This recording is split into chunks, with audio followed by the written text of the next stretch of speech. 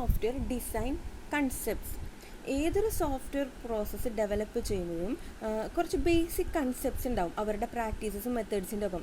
Methods എന്ന് പറഞ്ഞാൽ എന്താണ്, അത് എന്താണ് കൺസെപ്റ്റ് എന്ന് പറഞ്ഞാൽ അത് ആ സിറ്റുവേഷൻ അനുസരിച്ച് അപ്ലൈ ചെയ്യുന്ന എക്സ്പ്രഷനെയാണ് മെത്തേഡ്സ് എന്ന് പറയുന്നത്. അപ്പോൾ ഏതൊക്കെ ടെക്നോളജി പുതിയ പുതിയ ടെക്നോളജീസ് ഇൻട്രൊഡ്യൂസ് ചെയ്താലും നമ്മൾ മെത്തേഡ്സിൽ ചില പല ചേഞ്ചസും വരാം സോഫ്റ്റ്വെയർ ഡെവലപ്പ് ചെയ്യുമ്പോൾ. പക്ഷേ എന്നിരുന്നാൽ കൂടി അതിൻ്റെ ഫണ്ടമെൻ്റൽ കൺസെപ്റ്റ് എന്ന് പറയുന്നത് സെയിം തന്നെയായിരിക്കും. എത്ര ടെക്നോളജി മാറിയാലും കൺസെപ്റ്റ് എന്ന് പറഞ്ഞാൽ സെയിം തന്നെയായിരിക്കും. അപ്പോൾ കുറച്ച് കൺസെപ്റ്റുകളാണ് നമ്മളിനി ഡിസ്കസ് ചെയ്യാൻ പോകുന്നത്. അപ്പോൾ ഫസ്റ്റ് കൺസെപ്റ്റാണ് അബ്സ്ട്രാക്ഷൻ. അബ്സ്ട്രാക്ഷൻ എന്ന് പറഞ്ഞാൽ എന്താണ്, അതെന്ന് വെച്ചാൽ നമ്മളുടെ യൂസ് ചെയ്യുന്ന ഇപ്പോൾ ഡിസൈനിൽ കുറേ കമ്പോണൻസ് ഉണ്ടാവുമല്ലോ, ആ കമ്പോണൻസിനെ അബ്സ്ട്രാക്റ്റ് ലെവലിലായിരിക്കും നമ്മൾ റെപ്രസെൻ്റ് ചെയ്യുക. അബ്സ്ട്രാക്റ്റ് ലെവൽ എന്ന് പറഞ്ഞു കഴിഞ്ഞാൽ എന്താണോ എസെൻഷ്യൽ ഇൻഫോർമേഷൻ എന്ന് പറഞ്ഞാൽ അതിനെ മാത്രം എക്സ്ട്രാക്ട് ചെയ്തെടുക്കും.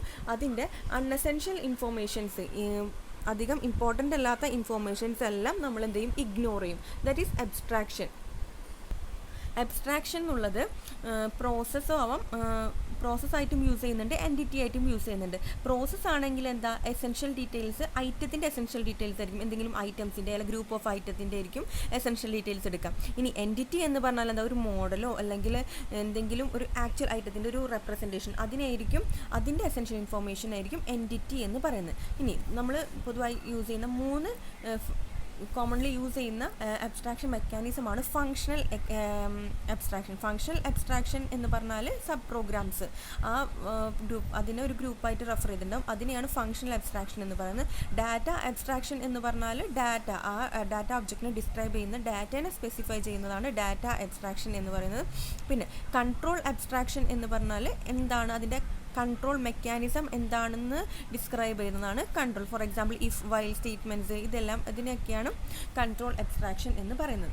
ഇനി അടുത്ത കൺസെപ്റ്റാണ് ആർക്കിടെക്ചർ എന്ന് പറഞ്ഞത്. ആർക്കിടെക്ചർ എന്ന് പറഞ്ഞാൽ എന്താണ് സ്ട്രക്ചർ, ആ കമ്പോണൻസ്, ഈ പ്രോഗ്രാമിൽ യൂസ് ചെയ്യുന്ന കമ്പോണൻ്റെ സ്ട്രക്ചർ എന്താണ്, അതിൻ്റെ റിലേഷൻഷിപ്പ് എങ്ങനെയാണ്, അവർ ഡിസൈൻ ചെയ്യാനുള്ള ഗൈഡ് ലൈൻസ് എങ്ങനെയാണ്, ഇതൊക്കെയാണ് ആർക്കിടെക്ചറിൽ പറയുന്നത്.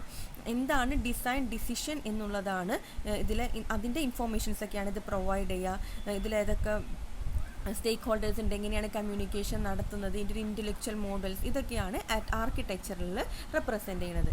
ഇനി അടുത്ത ഡിസൈൻ കൺസെപ്റ്റ് എന്ന് പറയുന്നത് പാറ്റേൺ ആണ്. പാറ്റേൺ എന്ന് പറഞ്ഞാൽ it's A problem which occur again and again. നമ്മളുടെ ആ എൻവയോൺമെൻറ്റിൽ എപ്പോഴും പിന്നെയും അതുപോലെ തന്നെ ഒക്കർ ചെയ്യുന്ന പ്രോബ്ലത്തിനെ ഡിസ്ക്രൈബ് ചെയ്യുന്നതാണ് പാറ്റേൺ എന്ന് പറയുന്നത്. ഇനി അത് ഒരു സൊല്യൂഷൻ, ആ പ്രോബ്ലത്തിന് ഒരു സൊല്യൂഷൻ ഉണ്ടാവും. അപ്പോൾ ആ സൊല്യൂഷൻ എന്ന് പറഞ്ഞാൽ സെയിം, അത് അങ്ങനത്തെ പ്രോബ്ലം വന്നാൽ ഈ സൊല്യൂഷൻ തന്നെ യൂസ് ചെയ്യുന്നത്, അതിനെയാണ്. അപ്പോൾ റിപ്പീറ്റ് ചെയ്ത് വരുന്ന ആ ഒരു പ്രോബ്ലത്തിനെയാണ് പാറ്റേൺ എന്ന് പറയുന്നത്. ഇനി 3 ടൈപ്പ് പാറ്റേൺ ഉണ്ട്: architectural pattern, design pattern and idioms. Architectural pattern എന്ന് പറഞ്ഞാൽ ഹൈ ലെവൽ സ്ട്രാറ്റജീസ് ആണ്. ആ ലാർജ് സ്കെയിൽ കമ്പോണൻസ് മെയിനായിട്ട് ഉള്ള ആ നമ്മൾ മെയിൻലി ഫോക്കസ് ചെയ്യുമ്പോൾ കാണുന്ന വലിയ കമ്പോണൻസ്, മെയിൻലി സബ് സിസ്റ്റം അല്ലെങ്കിൽ ആ ഗ്രൂപ്പ്, അതിനെയാണ് ആർക്കിടെക്ചറൽ പാറ്റേൺ എന്ന് പറയുന്നത്. ഇനി അടുത്ത ഡിസൈൻ പാറ്റേൺ എന്ന് പറഞ്ഞാൽ എന്താ, മീഡിയം ലെവൽ സ്ട്രാറ്റജീസ് ആണ്. ആ ഡിസൈൻ പ്രോബ്ലംസ് സോൾവ് ചെയ്യാനുള്ളതാണ് ഡിസൈൻ പാറ്റേൺ എന്ന് പറയുന്നത്. ഇനി അടുത്തത് ഇഡിയംസ്. ഇഡിയംസ് എന്ന് പറഞ്ഞാൽ ലോ ലെവൽ സ്ട്രാറ്റജീസ് ആണ്. അതായത് ആ പ്രോഗ്രാമിംഗ് ലാംഗ്വേജിനോട് സ്പെസിഫിക് ആയിട്ടുള്ളതാണ് ഇഡിയംസ് എന്ന് പറയുന്നത്. സോ ഇത്രയാണ് പാറ്റേൺസ് എന്ന് പറയുന്നത്. ഇനി അടുത്ത കൺസെപ്റ്റാണ് മോഡുലാരിറ്റി. മോഡുലാരിറ്റി നിങ്ങൾക്ക് ആ പേരിൽ നിന്ന് അറിയാം. നമ്മുടെ മെയിൻ സോഫ്റ്റ്വെയറിനെ നമ്മൾ എന്തെങ്കിലും ഡിവൈഡ് ചെയ്ത് ഓരോ മൊഡ്യൂൾസ് ആയിട്ട് തിരിച്ചിട്ടുണ്ടാവും. എന്നിട്ട് അതിനെ യൂണിക്ലി നമുക്ക് ആ മൊഡ്യൂളായിട്ട് മൊഡ്യൂളായിട്ട് വർക്ക് ചെയ്യും. അപ്പോൾ അതിനെയാണ് മൊഡ്യൂൾസ് എന്ന് പറയുന്നത്. അപ്പോൾ ഈ മൊഡ്യൂളർ ഡിസൈൻ്റെ ബേസിക് ഐഡിയ എന്ന് പറയുന്നത് ഈ വലിയൊരു പ്രോഗ്രാമിനെ നമ്മൾ ചെറിയ പ്രോഗ്രാമായിട്ട് അത് നമ്മൾ ഇൻഡിപെൻഡൻ്റ് ആയിട്ട് വർക്ക് ചെയ്യിപ്പിച്ചിട്ട് പിന്നെ കണക്ട് ചെയ്യുന്നതാണ് മോഡുലാരിറ്റി എന്ന് പറയുന്നത്. ഇനി അടുത്തത് ഇൻഫോർമേഷൻ ഹൈഡിങ്. ഇൻഫോർമേഷൻ ഹൈഡിങ് കൊണ്ട് ഉദ്ദേശിക്കുന്നത് ഈ ഒരു കൺസെപ്റ്റ് എന്ന് പറഞ്ഞാൽ ഒരു മൊഡ്യൂളിലുള്ള ഇൻഫോർമേഷൻ മറ്റു മൊഡ്യൂളിന് ആക്സസിബിൾ ആവാൻ പാടില്ല. അത് ബ്ലാക്ക് ബോക്സ് എന്ന് പറയും. അതിൻ്റെ ഉള്ളിൽ എന്താ നടക്കണമെന്ന് അറിയില്ല. നമ്മൾ പുറത്തുനിന്ന് എന്തെങ്കിലും ഇൻപുട്ട് കൊടുത്തു കഴിഞ്ഞാൽ അത് എന്താണെന്ന് വെച്ചാൽ അതിൻ്റെ വർക്ക് ചെയ്തിട്ട് ഔട്ട്പുട്ട് എന്താണ് അത്രയും മാത്രമേ അറിയുള്ളൂ. അപ്പോൾ ഇൻഫോർമേഷൻ ഹൈഡിങ് എന്ന് പറഞ്ഞാൽ വളരെ ഇമ്പോർട്ടൻറ്റ് പ്രോപ്പർട്ടിയും ആണ്. ഓക്കെ, ഇനി അടുത്തത് നെക്സ്റ്റ് കൺസെപ്റ്റ് എന്ന് പറയുന്നത്, ഇതാണ് ഇൻഫർമേഷൻ ഹൈഡിങ്ങിൻ്റെ ഒരു ഫിഗർ. അടുത്തത് step wise refinement. Step wise refinement എന്ന് പറഞ്ഞാൽ ഒരു ടോപ്പ് ഡൗൺ ഡിസൈൻ സ്ട്രാറ്റജിയാണ്. നമ്മുടെ സിസ്റ്റത്തിന് top down design strategy step wise refinement എന്ന് പറയും. നമ്മുടെ സിസ്റ്റത്തിന് നമ്മൾ ഓരോന്ന് ഡീകമ്പോസ് ചെയ്തിട്ടുണ്ടാവും. പക്ഷേ നമ്മൾ ആദ്യം തന്നെ പറയുമ്പോൾ ഹൈ ലെവൽ സ്ട്രാറ്റജി ആയിരിക്കും, ഹൈ ലെവൽ അബ്സ്ട്രാക്ഷൻ ആയിരിക്കും നമ്മൾ എടുക്കുക. എന്നിട്ടായിരിക്കും അതിൻ്റെ ഒന്നും കൂടെ ഡീറ്റെയിൽഡ് ലെവലിലേക്ക് പോയി ലോവർ ലെവലിലേക്ക് പോകാം. അപ്പോൾ ഹയസ്റ്റ് ലെവലിൽ നമുക്ക് എന്താണ് ആ ഫംഗ്ഷൻ അല്ലെങ്കിൽ എന്താണ് ഇൻഫോർമേഷൻ എന്ന് മാത്രമേ അറിയുള്ളൂ. അതിൻ്റെ ഇൻറ്റേർണൽ വർക്കിംഗ് ഒന്നും അറിയില്ല. പിന്നെ മുകളിലോട്ട് പോയിക്കൊണ്ടിരിക്കുമ്പോഴാണ് ഓരോരോ ഫംഗ്ഷൻസ് എന്താണ് നമ്മൾ ഡീറ്റെയിൽ ആയിട്ട് പോകുന്നത്. അപ്പോൾ സ്റ്റെപ്പ് വൈസ് റിഫൈൻമെൻറ്റ് ഒരു എക്സാമ്പിളാണ് ഈ കൊടുത്തിരിക്കുന്നത്. ഫസ്റ്റ് തന്നെ ഇൻപുട്ടിൽ എന്താ യൂസറിൻ്റെ നെയിം കിട്ടും. ഇൻപുട്ട് നെയിം കിട്ടിക്കഴിഞ്ഞതിന് ശേഷം എന്ത് ചെയ്യും, യൂസറിൻ്റെ ഗ്രേഡ് പ്രോംപ്റ്റ് ചെയ്യുക, ഗ്രേഡും കിട്ടുക. എന്നിട്ട് പിന്നെ അത് വാലിഡേറ്റ് ചെയ്യുക. എന്നിട്ട് പിന്നെ അടുത്ത പ്രോസസ്സാണ് ഔട്ട്പുട്ടാണ്. ഇനി അടുത്തത് എന്ത് ചെയ്യും, അടുത്തതിൽ നമ്മൾ അടുത്ത സ്റ്റെപ്പ് ഇത് ഹയർ ലെവലാണെന്ന് വിചാരിക്കുക. ഇനി അല്ലെങ്കിൽ ഒരു കാര്യം ചെയ്യുക, higher level input process output എന്നുള്ളൂ. പിന്നെ അടുത്തത് ഒന്നും കൂടെ അബ്സ്ട്രാക്ട് ചെയ്ത് ഉള്ളിലോട്ട് പോകുമ്പോൾ ഇൻപുട്ട് ഒന്നും കൂടെ റിഫൈൻ ചെയ്തിട്ട് get users name through A prompt, get users grade through A prompt and validate, അതൊന്നും കൂടെ റിഫൈൻ ചെയ്താണ്. എന്നിട്ട് പ്രോസസ്സ് ഔട്ട്പുട്ട് വീണ്ടും. ഇനി അടുത്തത് വീണ്ടും ആ യൂസേഴ്സിൻ്റെ ഗ്രേഡ് നമ്മളൊരു പ്രോംപ്റ്റിലൂടെ കിട്ടുന്നതും വാലിഡേറ്റ് ചെയ്യുന്നതിൻ്റെ ഒന്നും കൂടെ റിഫൈൻ ചെയ്ത് ഉള്ളിലോട്ട് എന്താ ഡീറ്റെയിൽസ് നോക്കുന്നതാണ്.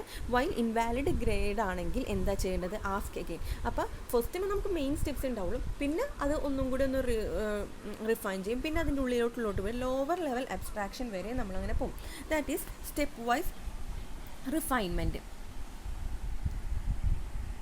നെക്സ്റ്റ് ഡിസൈൻ കൺസെപ്റ്റാണ് refactoring. Refactoring simplifies the design of a module without changing its behaviour. എന്താണോ നമ്മളുടെ മൊഡ്യൂൾ ഡിസൈൻ എന്ന് വെച്ചാൽ അതിനെ റീസ്ട്രക്ചർ ചെയ്യും. പക്ഷേ അതിൻ്റെ ബിഹേവിയറോ ഫംഗ്ഷനോ ഒന്നും വ്യത്യാസം വരുത്താണ്ടായിരിക്കും ചെയ്യാം. അപ്പോൾ സോഫ്റ്റ്വെയർ സിസ്റ്റത്തിനൊന്ന് മോഡിഫൈ ചെയ്യുക, അതിൻ്റെ ഇൻറ്റേർണൽ സ്ട്രക്ചർ ഒന്ന് ഇമ്പ്രൂവ് ചെയ്യാൻ വേണ്ടി. പക്ഷേ അതിൻ്റെ എക്സ്റ്റേണൽ ബിഹേവിയറിന് ഒരു ചേഞ്ചസും വരുത്താൻ പാടില്ല. ഓക്കെ, അപ്പോൾ റീഫാക്ടറിങ് ചെയ്യുന്ന സമയത്ത് എക്സിസ്റ്റിംഗ് ഡിസൈനെ ചെക്ക് ചെയ്യും. എന്നിട്ട് എന്തെങ്കിലും അൺയൂസ്ഡ് ഡിസൈൻ എലമെൻറ്റ്സോ റിഡൻഡൻസിയോ ഇൻഎഫിഷ്യൻസി എന്തെങ്കിലും പൂർലി കൺസ്ട്രക്റ്റഡ് ആയിട്ട് അൽഗോരിതംസ് അങ്ങനെ എന്തെങ്കിലും ഉണ്ടെങ്കിൽ അതിനെല്ലാം ക്ലിയർ ആക്കിയിട്ടായിരിക്കും ചെയ്യുക. ഇനി നെക്സ്റ്റ് ആണ് സ്ട്രക്ചറൽ പാർട്ടീഷനിങ്. സ്ട്രക്ചറൽ പാർട്ടീഷനിങ് എന്ന് പറഞ്ഞാൽ ഹൊറിസോണ്ടലായിട്ടും പാർട്ടീഷൻ ചെയ്യുക, വെർട്ടിക്കലായിട്ടും പാർട്ടീഷൻ ചെയ്യാം. ഇപ്പോൾ ഒരു ഡിസൈൻ്റെ ആർക്കിടെക്ചർ സ്റ്റൈൽ നമ്മൾ ഫോളോ ചെയ്യുമ്പോൾ ഒരു ഹൈറാർക്കിയൽ നേച്ചർ ആണെങ്കിൽ നമുക്ക് ഒന്നില്ലെങ്കിൽ ഹൊറിസോണ്ടലായിട്ട് അതിനെ പാർട്ടീഷൻ ചെയ്യുക, അല്ലെങ്കിൽ വെർട്ടിക്കലായിട്ട് പാർട്ടീഷൻ ചെയ്യുക. ഇപ്പോൾ ഹൊറിസോണ്ടൽ പാർട്ടീഷനിങ്ങിൽ കൺട്രോൾ മൊഡ്യൂൾസ് എന്ത് ചെയ്യും, കമ്മ്യൂണിക്കേറ്റ് ചെയ്യും. ഫംഗ്ഷൻസിന് തമ്മിലായിരിക്കും അവർ കമ്മ്യൂണിക്കേറ്റ് ചെയ്യുക, എന്നിട്ട് അവരുടെ ഫംഗ്ഷൻസ് എക്സിക്യൂട്ട് ചെയ്യും. ഇനി വെർട്ടിക്കൽ പാർട്ടീഷനിങ് കൺട്രോൾ മൊഡ്യൂൾസ് എന്ത് ചെയ്യും, ടോപ്പിലായിരിക്കും ചെയ്യുക, അതിങ്ങനെ ഡിസ്ട്രിബ്യൂട്ടഡ് മാനറിലായിരിക്കും നിൽക്കുക.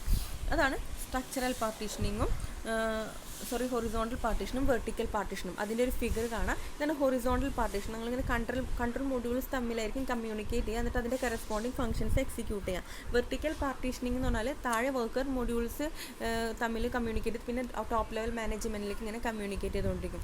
So this